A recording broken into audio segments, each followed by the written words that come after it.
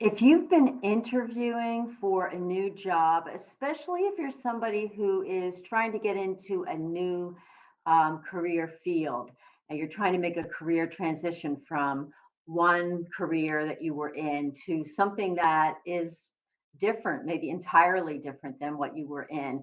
If you are interviewing for a job, for many jobs in that new field, and you're not getting offers, there's a good chance that you are doing just one thing wrong. And today I'm going to talk about why you're not getting the job and how you can turn that around. And really, there are some key things that people don't even consider they before they go into an interview, and this is why they don't get the job. So my name's Patrice Perillo, and for almost 4 decades now, I've been helping people make big changes in their life.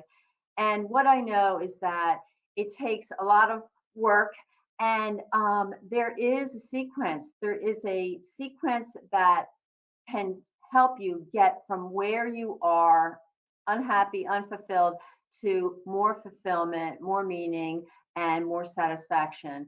And I've helped more than 1,000 people find that and make those changes. And I concentrate on young professionals who are looking to make a career transition. They're doing something now, but they cannot imagine doing it 10, 20, 30, 40 more years of their life. So they want to get out of what they're doing. They're unhappy in that and find a career that you really love, something that makes you happy, fits your life, and gets you paid. So today really is about when you're at the point where you're in the job interview, maybe you're already there and you are coming away from these interviews and you're not getting offers. And you might be saying to yourself, here's, see if you can identify with this. A lot of people will say somebody more experienced is getting the job. Somebody has better credentials than I have. Have you ever said that to yourself? Sometimes you'll say, I'm too old. I hear that one a lot. I'm too old. I'm too young. Whatever it is, too something. I don't fit the profile of the person that they want. So you come up with all these ideas, and then maybe in the end you say, they just didn't like me. I'm not getting jobs because they didn't like me. If you are feeling like that, first of all, you're not alone. But the truth of the matter is that you can beat out people with more experience. You can beat out people who are older, younger, whatever. You can beat your competition if you have this one key in place. Now, I'm not saying you don't need skills and you don't need experience and you don't need the ability to do the job, but there's often a reason why somebody doesn't get hired, and it has less to do with the skill set because you don't even get into the interview room unless they decided, hey, this person has some things on their resume, on the job application that we like. Let's see if they're going to be a good fit for our company. So here's what employers are looking for. They're looking, first of all, they usually hate the hiring process. They want to get it over with. They just want to get the right person in the job. And recruiters, the same thing. They just really want to get that right person in the job. It's really not fun interviewing people. If you're a hiring manager, you just want the right person. So that's what they are looking for. And there are basically three P's that I three key things, and I call them the three P's that I work with people on before they go to the interview, so that they can convince that hiring manager that they are the right person to hire. That is your job in the interview. Your job in the interview is to convince that person basically that they'd be crazy not to hire you. That's what you need to be thinking inside of your mind. And if you're not thinking, I'm the best person for this position, then this might not be a good fit for you. And it certainly wouldn't get you a job offer if that's what you're thinking inside. In fact, just a brief story, I had a client come to me. Before she came to me, she was interviewing for a lot of jobs in a particular field. And she just told me, oh, I just got my certificate and I've been changing jobs. And she was in the same She was in the same arena. So she wasn't changing fields, but she said to me, I don't understand it. I get a first interview, but I'm not getting job offers. I'm not getting called back. So I asked her, I said, what happens in the interview? And she said, just tongue twisted. I don't have the answers. And I said, well, what are the questions? What answer do you not have? Because she had the credentials to do the job. She had some past experience. So she looked good on paper. So she was getting the interviews. But when they would say to her, why do you want this job? That's when she got all tongue tied. And so we ended up working together to get her crystal clear about what she really wanted so that when she went into that interview, she could really convince them that this is why I'm here and this is why you should hire me because here's what I'm all about and here's how I'm going to be able to help you as a company. So she wasn't clear about that. She was wishy washy when they said, why do you want this job? Or why do you think this would be the right thing for you? She was all tongue tied and she could not answer that question in a confident, enthusiastic, and what I would call congruent, aligned way. She wasn't able to, like, congruence is about telling the truth, right? You're telling the truth to yourself. So she was not congruent, and that came across in the interview. They just were like, okay, she has what looks good on paper, but when we ask her, the employer was probably thinking she doesn't really come across as clear that this is the right place for her, that she is the person to fill this slot. So that's a not to do. Okay. So if you walk into the interview and you don't know why you should be the one chosen, then that is the missing piece. Okay. So I'm gonna give you some great takeaways today. I'm going to give you the 3 P's, but we're going to drill down on the 1 P that everybody misses. So the 3 P's are this. If you want to really nail the interview and get the job offer, a few things need to be in place. First, you need to be prepared. You need to know everything there is to know about the company. And these days, it's not a problem. You can go online, you can search, you can find lots of information about a company. You can find information about a department. You can find information about a person.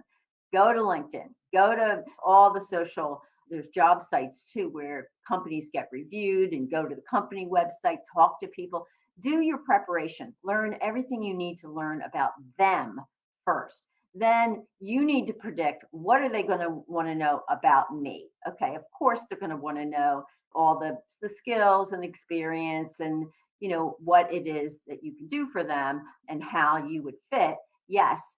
So start to predict the questions that they're going to ask you. But the first P is prepare by learning everything you can about them. The second one is predict all the questions, okay, and practice all those questions so you have great answers.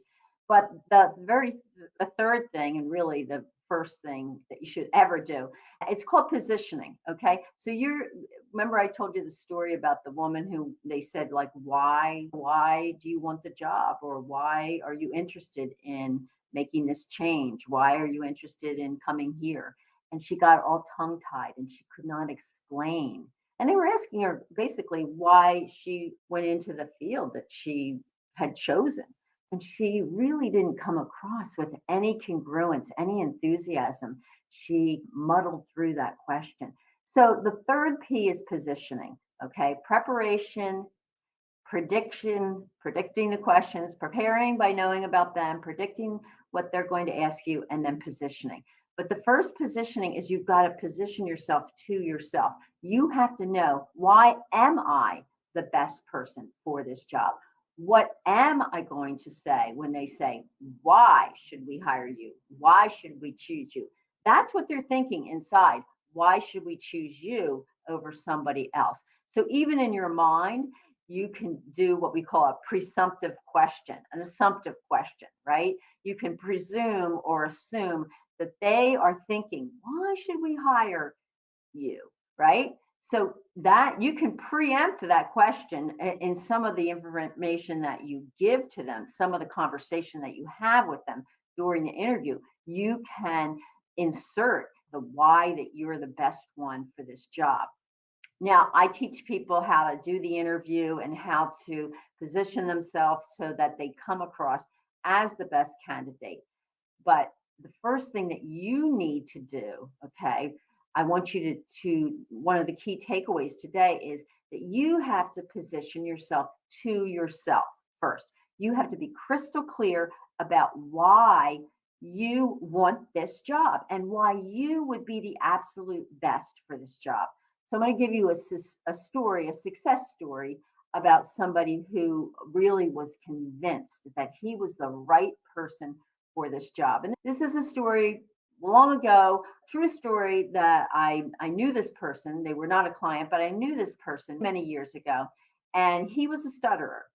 And he was in a job that didn't require a lot of customer contact, right? So he's in kind of in the back room doing a lot of sort of things that didn't relate to directly having conversations with customers. So he was a stutterer and he did have a hard time communicating in many circumstances. So he went to this job interview, and the job interview was a sales position.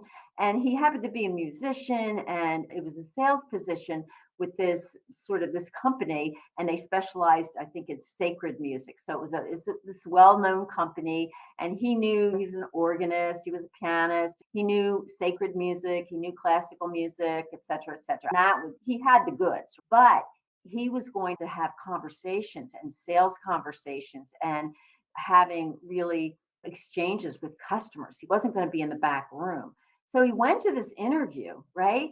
And he's interviewing for a job to be a salesperson, and he has this stutter.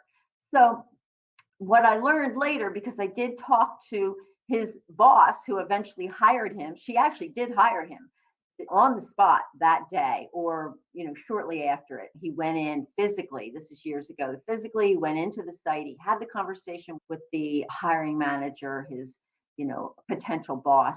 And later on, I met her at an event, and she told me what happened to her in her mind when he was interviewing. So let's call him John and let's call her Jane. Okay. So John was stuttering away and Jane was listening, and she was thinking to herself, can he really do the job? And he convinced her. Now, he was able, obviously, to have a conversation. He wasn't, completely stuttering every single second, but he could have a conversation, and he convinced her that he was so excited. He was so excited about working there. He was so excited about the company. He thought the materials that they had to offer were terrific. He was convinced that he would be the best person. And this enthusiasm was coming across. So years later, when I met up, and he got the job. He got the job. He was a stutterer, but he got the job. He got the job in sales. He stayed with the company for, I don't know, 20 years. He moved into all kinds of different roles. But at any rate, when I met his boss later on, she told me that he was so convinced that he convinced her that he could do the job. And so that's what it takes. You have to be so convinced that you are the right person for this job. So a lot of clients will say to me, I've been going to interviews, and usually these are before they become clients of mine. I've been going to interviews and I just don't know what's wrong. I'm not getting hired. I guess people who are more qualified are getting hired than I am. And I can tell you that is not always the case. In fact, it is not 100%. I don't know what the percentages are, but when I talk to HR managers, they are not looking for the most experienced. And often hiring managers are not. They're looking for people who are enthusiastic, who are willing, who want this job. They want to learn. And it's not that they're desperate for the job, but they feel a connection. They feel that this is the place that they're meant to be, and it would be a great fit.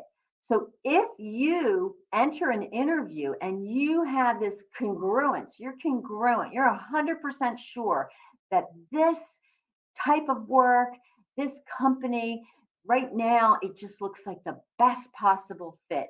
That is going to be very compelling. That is going to be very compelling.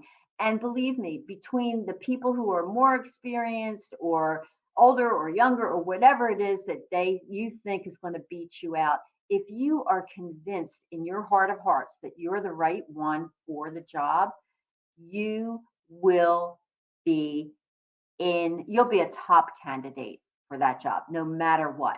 So you usually don't even get into an interview. You don't even get in front of a hiring manager until they have scanned your resume, they've looked at the application, and they've decided, yeah, maybe you don't have 100% of what's on the job description, but let's check this person out. Let's see if they have what it takes. And honestly, hiring managers, they just want to get it over with and they want to get the right person in the job who's going to do a great job. And often the person who's going to do a great job is the person who's convinced, just like the story I told you about John and Jane, that person has to be convinced that they are the right person. So it's called positioning. Positioning. You've got to position yourself as the best person, but you have to be able to talk to yourself about that first. So what it takes is being crystal clear. You've got to be 100% clear about what you want. Because if somebody says why, just like to the woman I was talking about earlier who was going into these, she had the credentials, she was going to these interviews and she wasn't getting the offers because when they said, why do you want this job? It was just, she was muddled. She wasn't 100% convincing that, oh, I want this job because not only am I, prepared to do it, but I love this field. This is what makes me excited. This is something I would just love to be doing full time. You have to communicate that kind of passion. That's what passion is. You've got the energy and you are being confident and you are being congruent and you are convincing that person that they would be crazy not to hire you. So that's how you have to feel inside yourself. That's positioning. So the first thing that you need to do, of course, you need to prepare by learning everything you need to learn about the company. You need to predict what are they going to ask you. And part of predicting of what they're going to ask you is they will say, why do you want this job? And if they don't say that, your job is to your job is to sprinkle that in and let them know every step of the way why this job would be such a great fit for you and why you would be such a great fit for them. So it's about positioning, the third P: prepare, predict, and position. And that is something that you need to practice before you go into the interview. And you need to get clear with why should they hire you? And I find that is the big thing that's missing from most people when they go into an interview and why they're not getting the job. So I don't want you to blame yourself and I don't want you to keep the stories going. Oh, they're taking people who are more qualified or older or younger or whatever. Because honestly, hiring managers want somebody who's enthusiastic and they want to do the job. And that could be you if you're crystal clear about what you want. But don't go into an interview unless you just want to practice. Don't go there just wondering, am I the right person? Do I have what it takes? So it's really about, do I have what it takes? So I know that you do have what it takes, but the first thing that you need to do is get clear about what it is you want. So this is Patrice Perillo. I'm on the journey with you. I'll be back again with more tips, more resources, and more support for your journey to find a career you love. So I'll see you next time.